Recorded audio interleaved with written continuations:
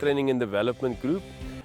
We are an NGO focused on helping people in marginalized areas, communities, to help them to plant food for themselves, to start food gardens, start vegetables, planting maize like we see here behind us, to sustain themselves and to get people out of dependency, basically. I think that is our biggest desire, is to get people away from this idea of having to look to organizations or to government to help them, but to get to a place where they can sustain themselves. So we need to first go to the belief systems of people and say, how can we change that? The fact that people are created in God's image, that He loves them, that they belong to Him, that they do, He does care about them, and then just to restore that sense of identity, sense of destiny, that God has got a plan for your life, and then start living out of that,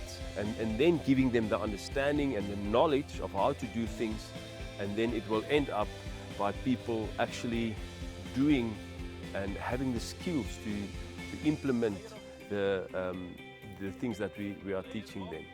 The level of poverty that is affecting people, or at least we have something that is God's given that can be utilized to better our situation of living. So we have a 1-day training, a 3-day training, and a 2-week training. So the one that we're busy with now is a 3-day training, where we in the mornings the people come in, we do the theory in the classroom, and it's basically to get to the heart and the mind of the people, and to just work a little bit with that, and get in there with a sponge and rubbing off all the things, the myths and the belief systems that's not benefiting them. And then in the afternoon, after lunch, we go out into the field and we get to the hands part, where we say, okay, this is how you do this. This is how deep you plant the seed. This is the spacing between the plants. So on the first day, we focus on soil health. The second day, we teach them how to grow vegetables.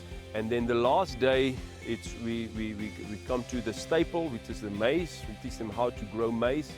So the idea is, what we have behind us is called the Pfumvudza.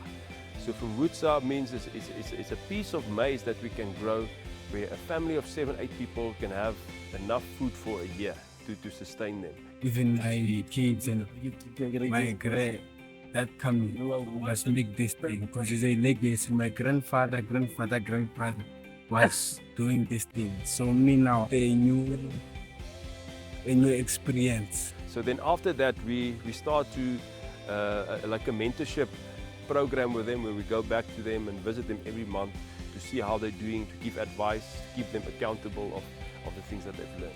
So we try to focus on a small group of people over a long term, and that involvement is much more successful than just going in or having a group of people, training them and just leaving. One of the important things is to raise a leader in that community. That's very, very important. If you can have, I call it the general, if you can have a general in that community that has got a heart and a passion for that community. I'm learning this course so that I can make my own menu at home, where I come from, and teach others where I am from. You might find that there's a lot of hopelessness in communities. So what we intend to do, or what we offer ourselves to do, is to bring back the hope in the communities through something which is practical, as opposed to simply just motivating them. Look out for our story, and we'd love to know more, to reach out to us, and I believe that you would definitely love to be involved.